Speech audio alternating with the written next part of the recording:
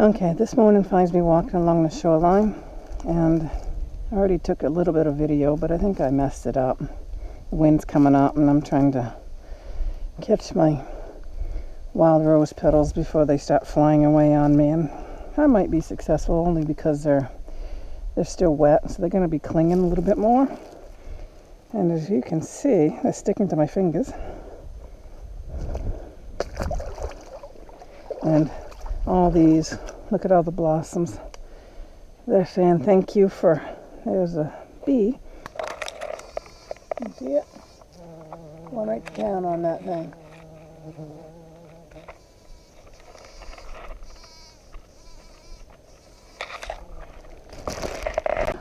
We haven't had a sun for a few days, so it's nice to be out here. It's even nice for me to be out here, getting some sunshine, doing some things I wanted to do.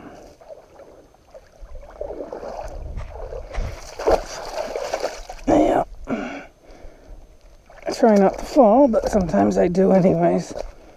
See me dancing? Usually Usually I'm having to swim along the shoreline and then crawl up and get these blossoms then, or that way, but the water is so low this year, even though it's come up a few inches. The water has come up, and I'm able to walk the shoreline, and I don't mind getting wet that way. I just don't like to be rained upon.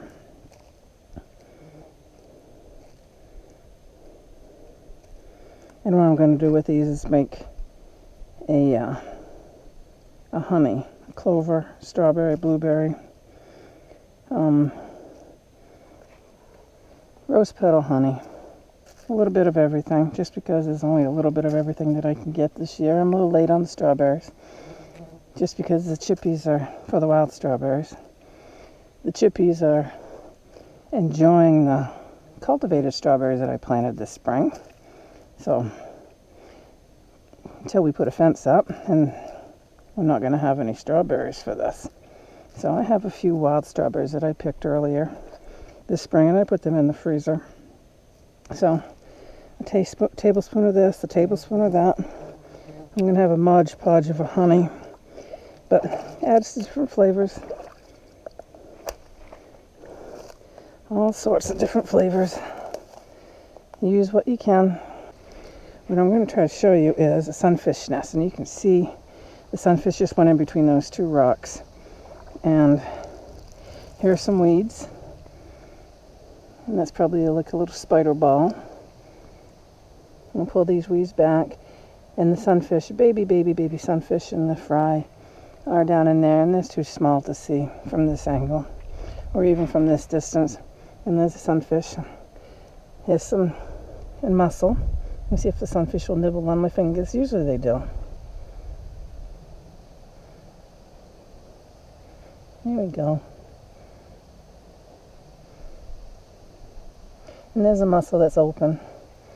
There's another mussel. There's a dead one. And here is a floating dragonfly nymph of some sort. It might be a damselfly. It might be some sort of another dragonfly species, but either way, it's a dragonfly species. Lily pads. Oops.